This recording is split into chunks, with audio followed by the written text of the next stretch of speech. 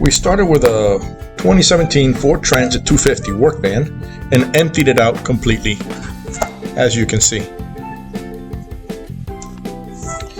We roughly planned where the bathroom will be. Over here we have to cut a hole for access to the porta potty. And over here we have already cut a hole for the shower drain.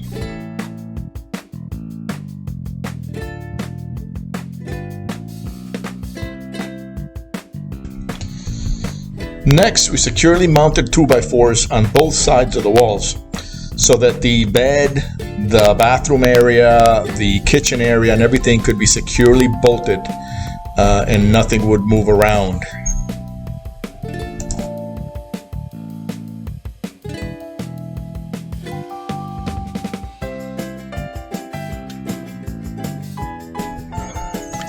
For insulating the ceiling and the walls, we used 3/4 inch foam panels from Home Depot. The very first panel I glued with Gorilla Glue. It took a while to dry, and I actually had to prop it up and hold it for a while for it to dry.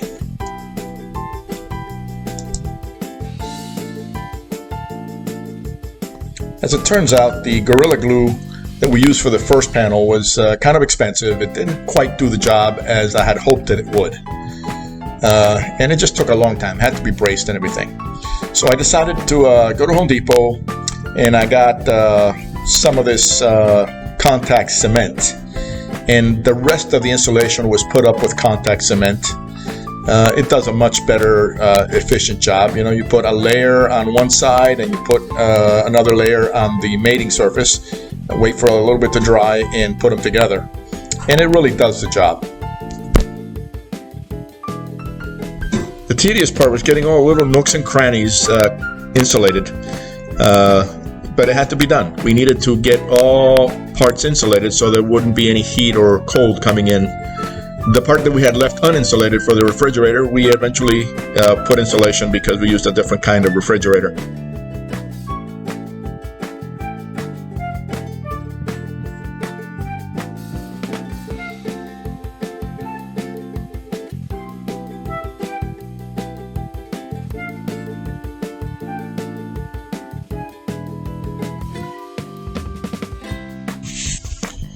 Next came the bathroom. The bottom fiberglass part of the bathroom came from an old pop-up trailer that we had. We constructed a frame around it, and then we put it in place inside the van so we could build the floor around it.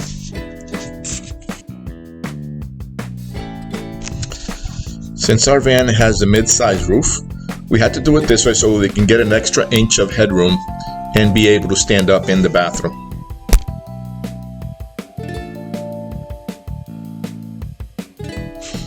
We chose to make the floor out of interlocking bamboo tiles.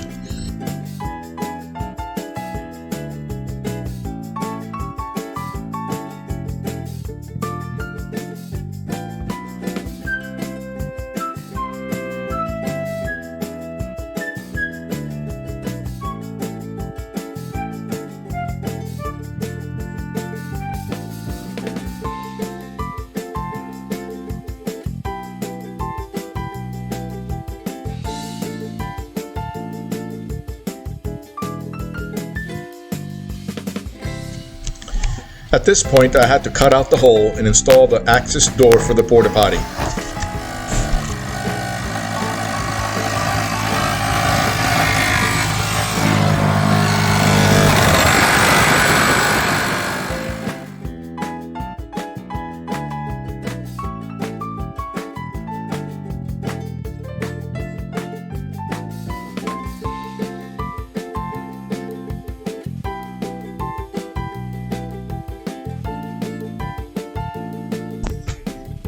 We finished the floor. Then we finished the inside walls of the bathroom with vinyl. Now we're putting foam paneling insulation on the bathroom walls. We then finished the outside walls of the bathroom with wood paneling. We also did the electrical work for the lights through the bathroom, the light in the bathroom, and electrical work for the ceiling fan in the bathroom. By this time, we had started the ceiling of the van using shiplap boards. We also installed the door for the bathroom, which is made out of 1/2-inch PVC board and slides into the wall. We finished the ceiling and the lights. Since our van was a work van, it had no windows whatsoever, so we had to cut holes on the sides so we could install our own windows. By this time, we had the van already for about 3 or 4 weeks. We had a trip coming to Tennessee in about 2 weeks, so I stopped most of the recording because it was very time consuming, and I just concentrated on building. But this is how the windows turned out. By the time we went on our trip, we had already finished the dining/bedroom area. We were able also to install the water tank, which we got from our pop-up trailer, with the connections for the water and the pump and everything else. We were also able to finish the kitchen area with a sink and a couple of drawers. Below the counter of the kitchen, we installed the propane heater from the pop-up trailer. We didn't want to make the van any higher because we still wanted to go through the drive-thrus at restaurants.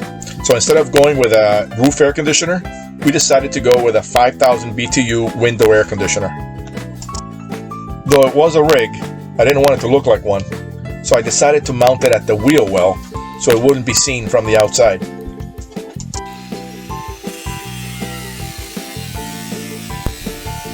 So we cut,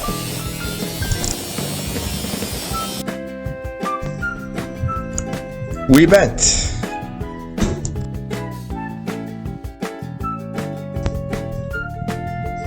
we shaped,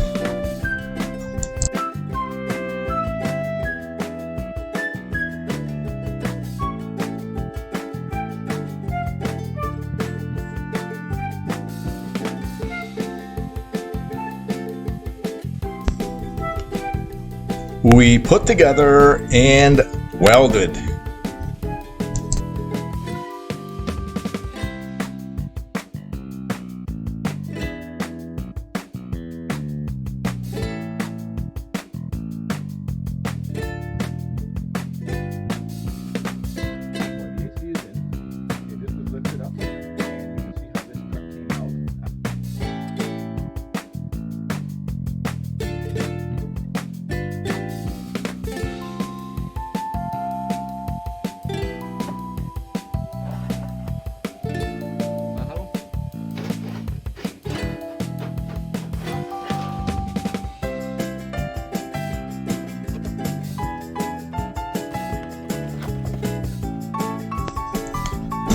And finally, with a little bit of creative ductwork,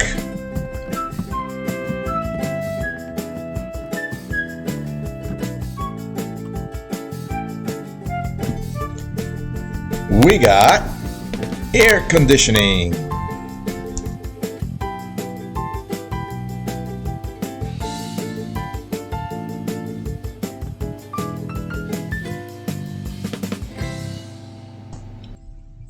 By June 2020, right in the middle of the pandemic, we were ready to take our first trip.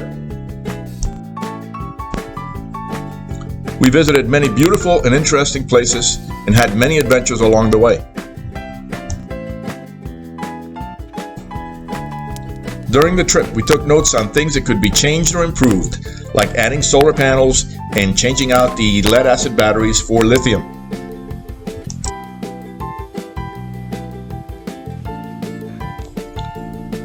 When we got back, we made those changes until we got it just right.